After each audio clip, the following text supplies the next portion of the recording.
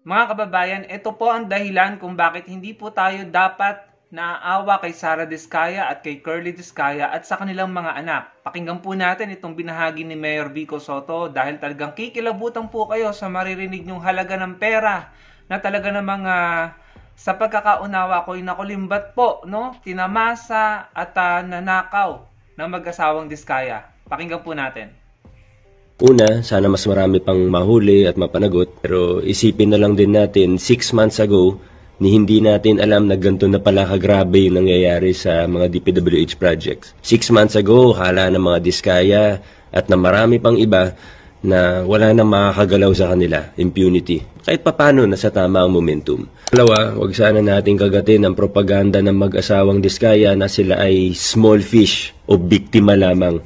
Sabi ng AMLAC, mahigit 180 billion pesos ang pumasok sa mga bank account nila. 4 sa 9 na kumpanya pa lang nila ang pinag-uusapan natin. Kung susuriin natin ng mabuti, hindi lang sila basta kontraktor. Sila ay naging tagapagpasimuno. Hindi lang isang administrasyon ang dinaanan nila. Lagi nilang pinupuntahan yung mga congressman, nagpapamiting ng mga chief of staff, tapos pinipresenta nila yung mga available na DPWH budget, lantarang nag-aalok ng advance, porsyento, SOP.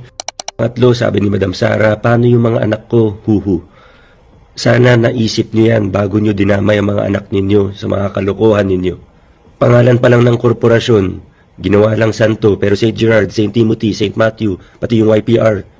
Si Matthew Carl, binili ang St. Matthew Corporation, 18 years old noong 2022, sa halagang 245 million pesos. Sana all may 245 million noong 18 years old. Hindi bababa sa 17 billion ang naging infra projects na nito. Si Gerard William Francisco, 18 years old, 2021, nagparehistro ng one-person corporation, Waymaker General Contractor. 50 million pesos authorized capital stock, 12 million pesos paid up capital. 2023 alone, naka 3 billion pesos ito. Property bang usapan pa yan? Mr. and Mrs. Diskaya, hindi lang kayo nagnakaw. Tinulungan at tinuruan ninyo ang mga anak ninyong magnakaw. Sana magsisi sila, at magsabi na ng buong katotohanan. Pero sa nakikita natin, parang wala talaga silang pagsisi. Patuloy pang nagsisinungaling. Paiba-iba ang kwento. Nung una, yumaman sa DPWH. Sa dulo, maliit ang kita sa DPWH, minsan lugi pa daw. Nung una, binanggit si Speaker Martin, pati si Zaldi. Sa dulo, ngayon, wala naman daw silang alam dun. Buti na lang, una na nilang pinangalandakan ng nakaw nila, kaya halata tuloy sila ngayon. Gumagawa pa rin sila ng kasamaan. 2 congressman na nagkwento sa akin na humihingi sila ng pera.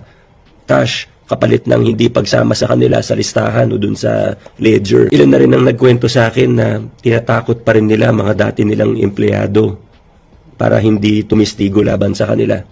Blackmail. Huwag tayong tumigil. Patuloy natin gawin ang lahat na makakaya natin para mapanagot ang dapat managot. We all have something to contribute. Let's all do our part. Ayun mga kababayan, narinig nyo po, akalain mo yun, 245 million pesos yung anak ni Diskaya, ni Sara Diskaya na 18 years old, nagkaroon ng 245 million pesos. Samantalang tayo po ay dekada na nagtatrabaho, wala po tayong milyon mga kababayan. Hindi po tayo nakareceive hindi tayo nakakita ng 1 milyon sa personal mga kababayan. So talaga namang grabe. Kaya yung mga inaasta ni Diskaya na nagpapaka-sarcastic pa siya at namayabang pa siya, umaasta pa siya nga walang ka-remorse si Sara Diskaya. Hindi po dapat yung kinakaawaan. Kung ako nga po tatanungin, dapat gusto ko mang sabihin yung salita, wag na lamang mga kababayan. Hindi po dapat yan nire-respeto. Kung pasensya na po pero para po sa akin, kung merong mga personalidad, politiko o opisyal ng gobyerno, dati or kasalukuyang opisyal ng gobyerno, kontraktor, or kahit sinong personalidad na involved sa pagnanakaw ng pera ng bayan, kahit pa po pumano yung mga yan, maaksidente or makulong, never po akong makakaramdam ng awa sa mga yan, mga kababayan, dahil marami pong Pilipino ang naghihirap at namamatay dahil po sa pagnanakaw nila. Kaya hindi ko po maunawaan yung mga kababayan natin na nagsasad react doon sa mga video ni Sara Diskaya na nagsasabi patungkol sa mga anak niya. Bakit kayo maaawa? Naawa ba sila Diskaya doon sa mga nanay na nawalan ng kanilang mga anak dahil nalunod sa baha? Nangyari yan sa Cebu. Yung contestant sa It's Showtime nila, Meme Vice Ganda, umiyak, humagulhol doon, kinuwento niya yung dalawa niyang anak na wala sa kanya nung nawalan siya ng malay. Pagising niya, wala na, nalunod na po yung kanyang mga batang anak. Tapos, makikita mo yung mga kababayan natin Pilipino, nagsasad react, nalulungkot dahil si Sara Diskaya ay umiiyak at nagsasabi patungkol sa kanyang mga anak na naaawa siya sa mga anak niya dahil makukulong siya. Yan po ang problema sa ating mga Pilipino. Maawain tayo sa mga taong walang hiya. Maawain tayo at mabilis tayong makalimot. Mabilis tayong maawa, umiyak lamang ang isang tao kahit sobrang tindi ng ginawang kasamaan at iligal sa ating mga Pilipino na tayo ang napahamak at namatay dahil sa kanila. Umiyak lamang sila at magkwento lamang ng kanilang malungkot na buhay o yung malungkot na mangyayari sa kanila.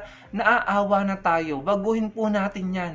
Kaya po tayo patuloy na nagluluklok ng mga magnanakaw dahil sumayaw lang sila or magpaawa, gumawa lang ng gimmick, ibinoboto na ulit natin. So minsan nasa atin na po ang problema. Hindi po tayo dapat maawa sa mga magnanakaw na namamatay at nakukulong. Dapat tayong magpasalamat dahil nababawasan sila, mga kababayan. So tama yung sinabi ni Mayor Vico Sotto. 245 million pesos, 18 years old, isa sa mga anak ni Diskaya, pera pa yung iba. At kung hindi ako nagkakamali, daang bilyon or bilyon-bilyon ang pumasok sa kanila. Saan ka nakakita mga kababayan? Ninakawan po tayo. Tapos kung umasta, akala mo wala silang pagsisisi, walang ka-remorse, at akala mo sila yung biktima kung makaiyak at makahagulhol. Eh hindi nga sila nagsasauli ng ninakaw nila. Buti pa nga si Alcantara at saka yung ibang DPWH official ata yun, nagsauli ng 71 million, 40 million. Mga patunay na may ninakaw mga kababayan. Eh sila Sara Diskaya, nagsauli ba? Yan pa yung pinagtatanggol ng mga DDS. Wala, hindi po tayo dapat maawa mga kababayan. Baguhin po natin ang attitude natin towards sa mga taong masama at walang hiya. Ang masasama, magpapaawa, magpapanggap na biktima. But in reality, sila yung masama, sila yung evil. Matuto na po tayo. Sabi nga ni Mayor Vico Sotto, tinuruan niya or tinulungan niya, non-verbatim hindi lang nagnakaw ang mga Diskaya, tinulungan niya at tinuruan niya magnakaw ang mga anak nila. Ang babata pa, ipinapangalan ang mga bilyones na halaga ng mga kumpanya at pera. Tapos maawa kayo mga kababayan, wag po. Hindi lamang mga anak ng mga Diskaya ang tinuruan at tinulungan nilang magnakaw, pati yung mga congressman at mga senador at mga politiko at mga opisyal ng DPWH, naging kasangkapan ng mga Diskaya ang mag-asawang Diskaya sa pagnanakaw nila. Kaya tayo naghihirap, kaya maraming namatay, nawalan ng bahay at kabuhayan at buhay dahil sa baha. Mga hospital na hindi tapos, mga hospital na ghost projects, at mga classroom na hindi tinapos at ghost projects at substandard. At mga flood control na substandard ghost project na flood control, hindi ginawa. Maawa po tayo sa sarili natin, hindi sa mga magnanakaw. Yun lang mga kababayan. Salamat po sa panonood.